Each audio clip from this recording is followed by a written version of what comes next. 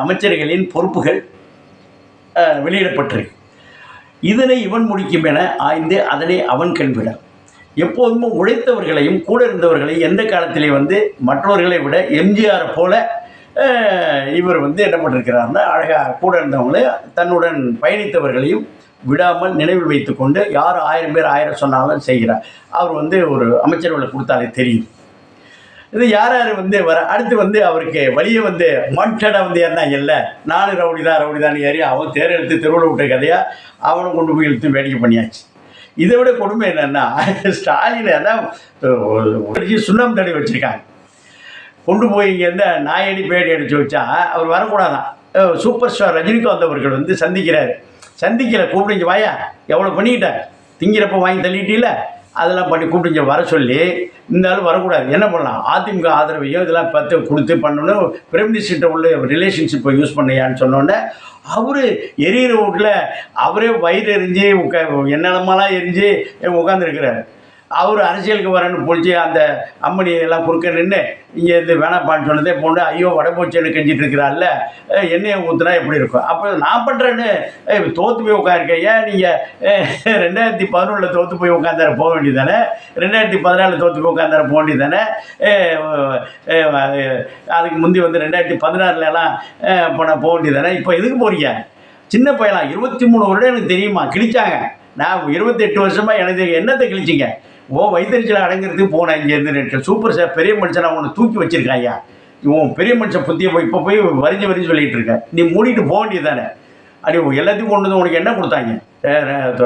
96 கொண்டு மூப்பனார் கூட அந்த இவெல்லாம் சேர்ந்து வரவழைச்சி குரல்லாம் கொடுத்துட்டு போன என்ன கொடுத்தாங்க? ஒன்றும் கொடுக்க மாட்டாங்க. கட்சி ஆரம்பியை கொண்டு மிரட்டிட்டான்னு சொல்லுது. அதுக்கு ஒரு பெரிய அந்த கூலிப்படை நம்மளுடைய நண்பர்கள்லாம் வச்சு அவங்க காய்ச்சி அதை வரைச்சி நான் போச்சு பண்ணீங்க.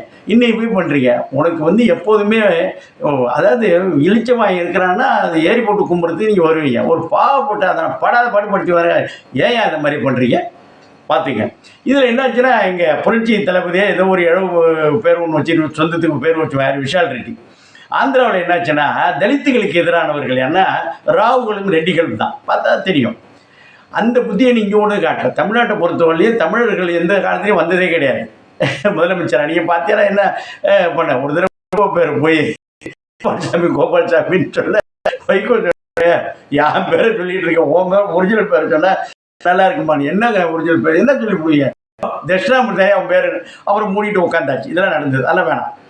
இப்போ போய் என்னாச்சுன்னா, ராஜ்மோகனை போய் செய்தித்துறையில் போட்டு அவர் 10 இப்போ எல்லாத்தையும் கூட்டணி கட்சி பிரித்து கொடுக்க வேண்டிய என்பதற்காக எல்லா அமைச்சரும் தன்னுடைய நிறைய பொறுப்புகள் கொடுத்துருக்காங்க. அதில் இது அரசு நிற்கிறக்கூடாதுல அதில் செய்திருக்கேன். அதில் ராஜ்மோகனுக்கு ராஜ்மோகனை பற்றி உனக்கு என்ன தெரியும்? அவருக்கு திரையுலகில் ஏன் கடம்பூர் ராஜ் திரையுலகில் அப்படியே ஒரு 50 படத்தை தயாரித்து அப்படியே பண்ணார, அங்கே நக்க போனியில்.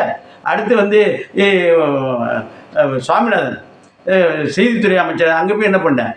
நீ இப்போ வந்ததுனால தான் நீ ஒன்றால் ஒவ்வொரு பொண்ணு காதலிக்கிறேன் கல்யாணம் பண்ணுறேன்னு எல்லா வேலையும் பண்ண வேண்டியது. அப்புறம் பிரேக்கப் கொடுத்து இன்றைக்கி யாரை வச்சுட்டு உட்காந்துருக்குறேன்.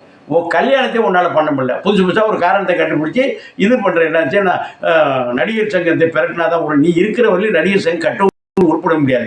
இப்போ இந்த மாதிரி விஷால் இருக்கும் வரை திரையுலகத்திற்கு இந்த அரசின் மூலம் அவர் விஷால் தலைமையேற்று போகக்கூடிய எதுவுமே எல்லாருமே வாழ்த்து சொல்ல. நீ ஏன் போல உன் புத்தி இருக்குல்ல, அது விஜய்க்கே போகிறப்ப நீங்களும் போயிருக்கணும். நீ எங்கே லண்டனில் போயிட்டுருக்க, அங்கே போயிருக்கேன் பண்ணிகிட்டு இருக்க. இந்த வேலையை செய்யாதீர்கள்.